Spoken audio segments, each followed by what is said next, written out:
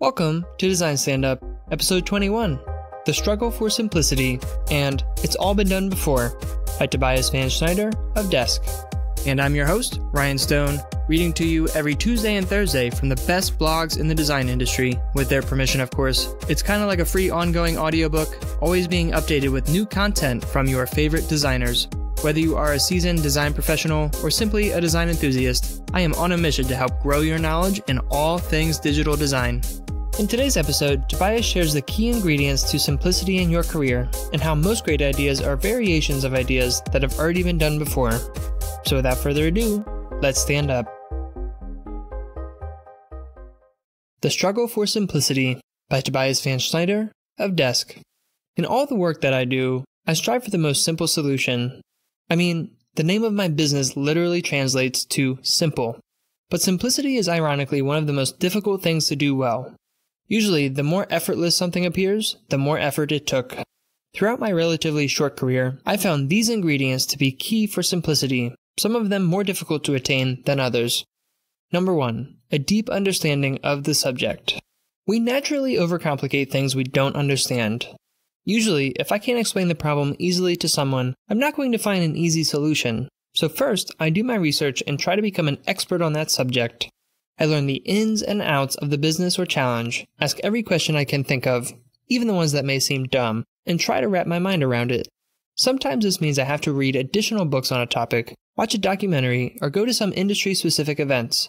Once I know I can verbally explain it to someone else in a simple way, I'm ready to find a simple solution. Number 2, confidence. This is less about an attitude and more about trusting your gut. We often land on a simple idea somewhere along the way, but we don't trust it. We think, surely, it can't be this easy. Sometimes, it is. Number 3, boundaries. A maxim you've already heard, but worth repeating. Creativity needs constraints. A brief that says, do whatever you want, is a curse. Most of our brains need to work within some kind of lines or we spiral out of control. Setting boundaries also forces you to keep things simple. It strips out the unnecessary and focuses your mind on only the essentials. Boundaries can be based on a time, a set of features, or even financials. The best projects are those that happen through limited financial resources and a very limited amount of time. Number 4, skill. It's easy to observe the finished product and overlook skill it took to make it happen. How many times have you seen a piece of work and thought, I could have done that? Sometimes that's true. The difference is that you could have done it, but the other person actually did it. In other cases, the most seemingly simple work is made by people who have practiced for years at their profession.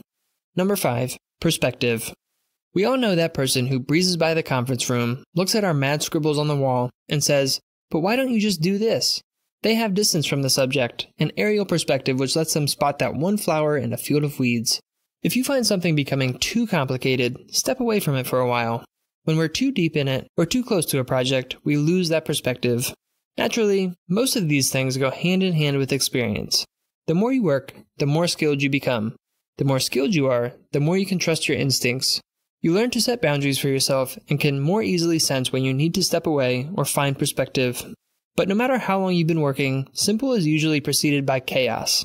It takes a conscious effort to stay simple. The result is always worth it.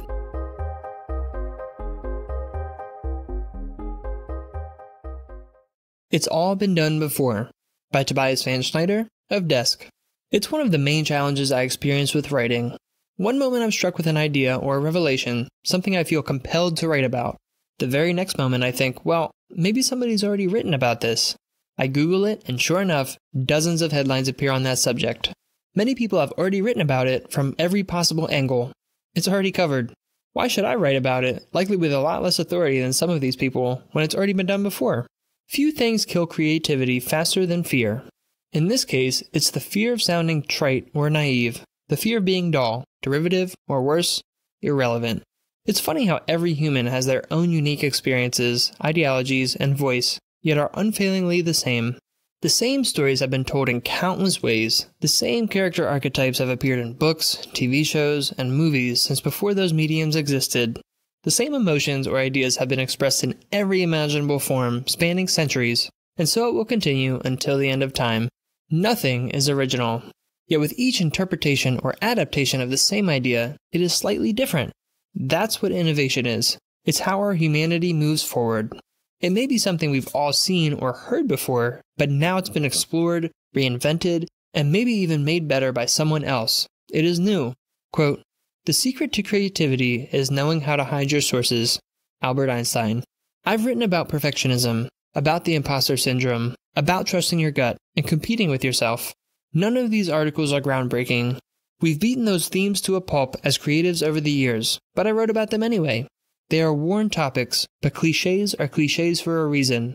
They are universally relatable and will be as long as human beings exist. And I've heard from many readers who found these articles helpful or encouraging in some way.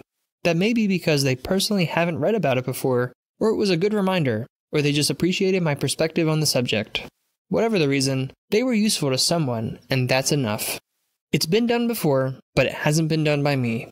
The same truth applies to any form of creativity. Our writing, our designs, our music, our art. New creations and radical ideas are introduced all the time, but so are familiar ones.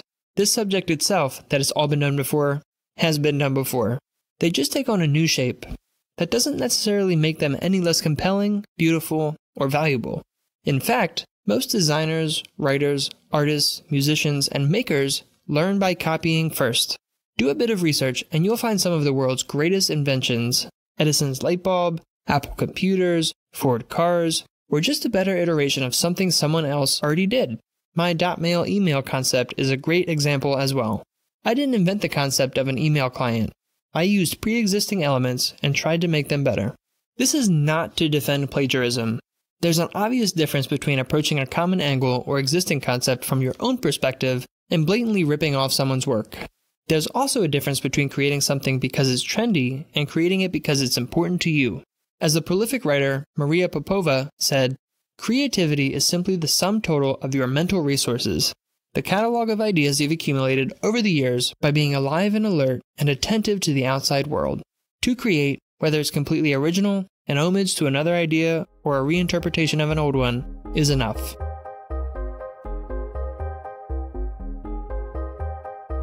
You just listened to the post titled, "The Struggle for Simplicity," and "It's All Been Done Before," by Tobias van Schneider of Desk.